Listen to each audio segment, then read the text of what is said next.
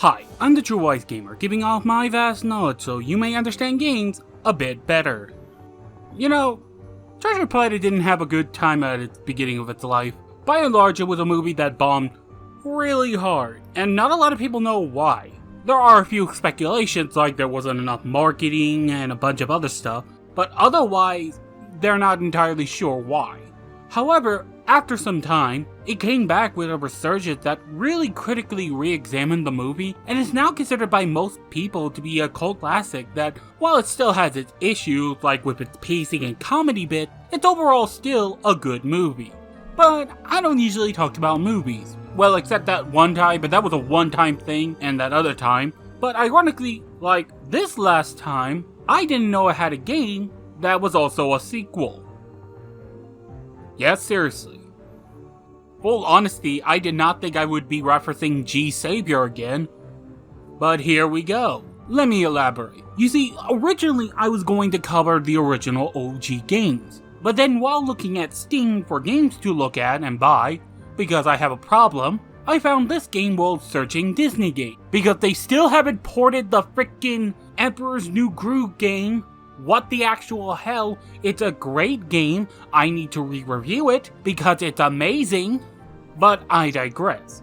My point is, this game is just very strange, and it's really weird that it's not more well known. And heck, it even existing is an oddity when you realize that while yeah, it's a sequel to the movie, it also released before the movie even came out. That doesn't happen too often, and I'm not sure why they decided to do that, since it sort of semi-spoils the movie. Though then again, maybe they were betting really hard on this movie succeeding, and there was a whole plan on expanding this world out a bit more that just sadly didn't happen because again, the movie bombed hard. However, what's even more interesting, because yes, there's even more interesting layers about this game, is who developed it. You see, the developers of this game, Barking Dogs, didn't make anything really more noteworthy.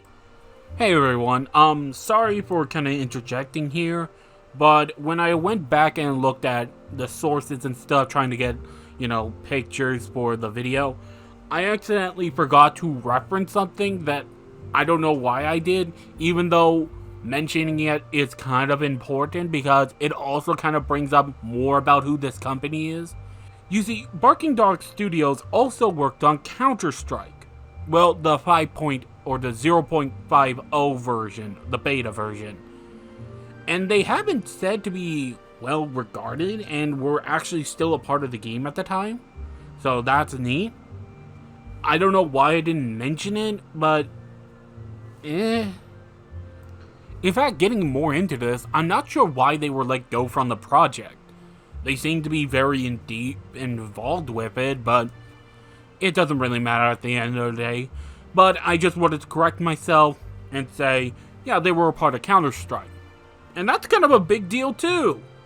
In any case, let's get back to the actual video. Until after this game, and would later on go out and make a little game you never heard of. You ever heard of Bully? MX Pain Free, but mostly Bully? This was because after Treasure Planet Battle of Procyon, they were bought out by Rockstar and became Rockstar Vancouver. However, it should be noted, and since I wanted to mention it since I found out this recently, they actually soon left Vancouver to found their own team called Kerberos, and still make games to this day. Yeah, that's pretty neat, and that's cool. I'm glad the developers are still doing stuff. However, that still leaves us with this game and its myriad of oddities. However, we can get into that in this review of Battle at Procyon. For the record, I'm just going to assume you know the movie because it's a good movie and you should watch it. I mean, there are places where you can watch it. The game takes place 5 years after the end of the movie, and Jim has now graduated from the Naval Academy, as we are welcomed by the Admiral from the movie, and now we are beginning the ritual for basically being inducted into the military. This is mostly here to teach you some of the basics. However, there's also a tutorial, so I'm a little confused on why they even bothered, but whatever. And before we continue on talking about the narrative, I would actually like to talk about the gameplay first since, well, there's a lot of things about it I want to talk about, and there's really not an easy way to blend it all together, so it's best off to talk about it in its own sense, because here's the thing. The story and gameplay, well, they sometimes intersect. It's mostly like, here's a good chunk of gameplay, here's some story, here's some gameplay, here's some story, so on and so forth. Sure, they sometimes mix it up with some story bits in the middle of the gameplay, but otherwise, it's just there. So what even is this game? Well, it's an RTS. Though it works a lot differently than games like StarCraft, and I don't play enough RTS games. Iron Harvest? Perfect, roll with it. Instead of controlling units, you control ships and their journey on the Ethereum Sea to fight pirates and so on and so forth. Though this is a bit confusing, as instead of doing the usual thing of staying in place and firing at each other, they actually move while firing. In fact, most of this game is about controlling the ships while they're on movement.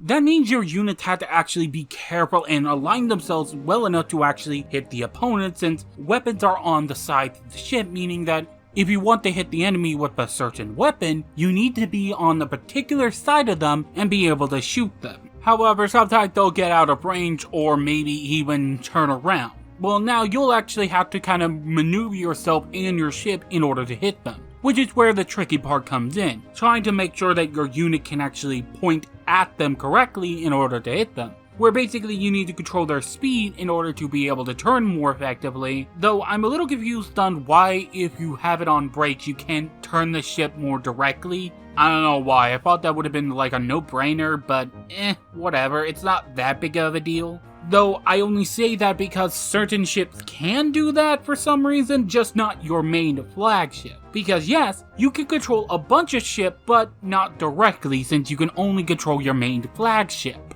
You can't even tell them what weapons to use or how they should move, which is really weird. I thought that by selecting them I would be able to control them like such, but no, I can't. Though then again, you're more likely than not just to let them do their own thing, because more times than not they'll be fine, because the AI here is pretty smart. So, Though if I really want to talk about a big issue in this game, that while not a huge issue, it's still a problem, it's just how everything in this game is so fucking slow. Oh my freaking god, is this game so goddamn slow. Because, you see this is what you're doing for the good chunk of the game. You're just sailing around until you can actually do something. Because this game's speed can be summarized as, when the sun explodes, takes a year, and finally, the max speed of slow. I swear on my life, if this game was sped up by 10%, it would be a vastly better game. Because the game has too many dead zone of boring nothing that hurts it the most, because when you're not doing anything, you're just lazing around and just wondering, why the hell am I still playing this? And it's really not helped that the combat is not that engaging. See, I didn't mention other aspects around it. See, I didn't mention the crew system. Yes, because there's a crew system that's sort of there, and it's like barely a thing in the game. Sort of, I'll get into that in a moment. And sometime throughout the game, you'll be able to choose who will be in your crew. This will affect a bunch of things, and in fact, I really had no idea what these things are affecting until I looked in the manual, which is actually a part of the game files by the way, which is pretty neat and looks nice, but otherwise, why didn't you explain this in the game? In any case, you can select units to be at certain stations, which will actually boost their overall effectiveness on the ship. However, it again does not tell you in what ways. Like, for example, someone with 7 gunnery, what does that do to any guns in particular? I don't know, but I didn't even know what the hell it meant or what it affected. So I just basically just shrugged. And like, sure, I could just hazard a guess that having the better number would affect the ship in a beneficial way, but that's not what I'm talking about. I would like to know in particular what's getting better. Like, am I dealing a little more damage? Am I getting more accurate? Which is actually the only thing it does affect. Your accuracy, that's really it. And so later on, it just becomes this sort of garbage information that tells me nothing and might as well just put on anyone in it, because does it really matter? Not particularly. And I'm still not sure on why the game won't tell you the hit rate, which is just like the bare minimum of what you could do. And honestly, the randomness of hit chances just makes combat more annoying because you don't know how this is all gonna play out, so it just becomes this sort of guessing game of just keep firing until you win. And that sucks when you realize that hitting certain parts of the ship will genuinely affect how the ship is moving. Like, if you get rid of an enemy's solar sails, they're stuck in the water. They can't do anything against you, which is pretty neat. But you can't affect what they're hitting, so it doesn't really matter all that much. So again, it comes back to this problem of, does it really matter all that much? I will say though, the music does help the making them feel more impactful, which I don't usually mention the music. It's pretty alright. It's more orchestral stuff that I'm not usually into, but it's overall fine. It's fine. It does its job, really emphasizes the combat and the more mellow out sifting through the seas, which actually made it more enjoyable if anything, which is pretty nice. But really, going back to the combat a little more, really, even all that randomness stuff doesn't really change the simple fact of this game's pretty easy because, as I mentioned before, you can just let ships do their own thing and they'll generally be fine unless they get stupid, but otherwise, you're good. You can just do your own thing and just handle the fights as you want to. And usually the good idea is to just gang up on one ship at one at a time and just destroy them, which is just my main strategy throughout the entire game. The only time I had trouble was on episode 6, where I lost the ship, and if you lose a ship in the game, it's gone forever. I just wanted to mention that. But even then, it doesn't become an issue because, again, the game is so easy, you don't really have to worry about it too much. And really, with how the missions are structured, it's not even that much of an issue either. But when talking about the mission structures, let's actually talk about the plot a bit more now, since we got the main gameplay out of the way. So, what is the plot of this game exactly? Well, you see, after many prolonged years of war with the Procyon, the Empire has decided to engage with a peace treaty since they are now handling a new threat called the Ironclads that are becoming a big problem in the new sea. And they just want to say, can we just pause this war for a little bit so we can handle this? And we're just doing our job for the most part until we meet some pirates that had Turnbuckle. What? You don't remember Turnbuckle? You know, he's the guy who died on Treasure Planet. Okay, jokes aside, I have no idea why they had him back, but it doesn't really matter. He tells us a warning from Silvers about something, though it is very vague and just says, beware. That's really it. And after a bit, we learn that the Procyons are actually evil and are the Ironclads, who are working with the pirates to take down the Empire, while at the treaties. This was all done and worked by Silvers himself, until we learned the real Silver was actually captured and the Procyons were using a robot to basically gather all the pirates under their belt, and with him free, he basically tells all the pirates, fuck the Procyons, and basically try to stop the Procyons' plan. They luckily were able to stop it from getting out of hand, but before that, the Admiral of the Procyons tried to take us out. However, in a heroic act, Silver charges his ship at the Ironclad the Admiral was on, destroying both ships. However, Jim believes that this was just a cover story so he can go into deeper space called the Frontier to do some more piratey stuff without anyone noticing. While Jim is rewarded and regarded as a hero to the people and is given a rank up, though that's been happening out throughout the game, so he is held in high regard and is just happy that he's able to do this. And that is the end of the Battle of Procyon. I hope you'll notice that this plot synopsis was really small. As was I thought the game would be a little longer, but no, the game is mostly 12 missions long, and let me just tell you straight up, this easily could have been 10 missions without any trouble, because this game is sort of fillery. Like, a lot of times, there's just nothing happening at times. Like, mission 7 is just going to a base, finding an ironclad, trying to fight that ironclad and going, oh shit, this is hard, and running away. That is the entire mission. Now, mind you, the story in and of itself was fine enough. I just felt like they could have done more with it. Like, for example, in mission 2, you're told that the pirates had this device that was built by the ancient race that made Treasure Planet. And when they mentioned that, I was like, oh wow, are they gonna do more with this? Nope, it's mostly a throwaway line. That's really all it is.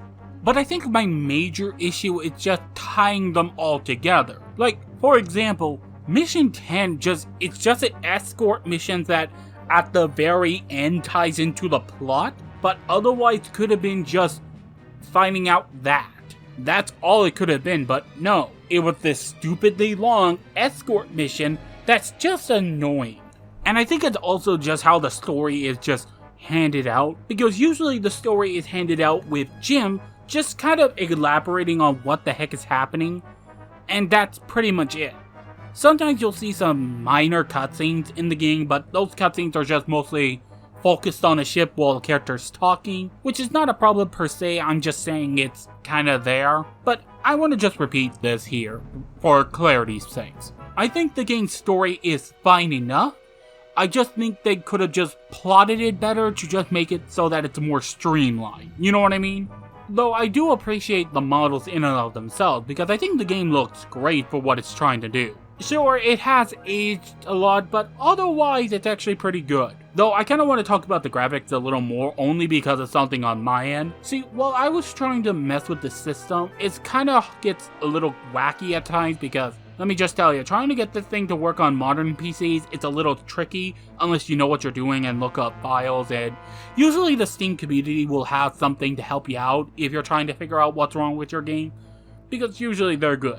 In fact, I didn't know this until I was looking into the Steam community, was that there was a whole dedicated community on the multiplayer all Battle of Procyon, which I find very interesting because, as I mentioned before, I don't think the gameplay is all that good, but otherwise it's serviceable enough. And like, if it was given a little more time, it could have been reworked better, but it's still fine. I didn't do any multiplayer, sadly, just because I didn't want to do it, and really this should have been a short video, and really that's all this is going to be. So let's actually wrap up. At the end of the day, did I hate this game? No. Did I enjoy it? Only in that nostalgic sense, like, it's nice to see all the characters again and have a little fun adventure, but otherwise, I wouldn't recommend this game. The game is very boring for all intents and purposes. It's not very interesting. The gameplay is sort of automatic in that sense, but nothing particularly wrong with it, just kinda dull. The music and graphics are pretty nice, and I do agree that it has aged very well, but otherwise, this game is just there. Nothing inoffensive, but still there, regardless. The game goes for like $10 nowadays, and if you wait for a sale, it can go for cheaper, so if you're interested, I wouldn't say no for you trying it out, but I wouldn't say make it a priority, you know what I mean? And with that said, I hope to see you next time in our next game review, White Knight Chronicles. A game that I've always wanted to try, but, well, this review will force me to actually try it. And let's see if it's actually any good. See you then.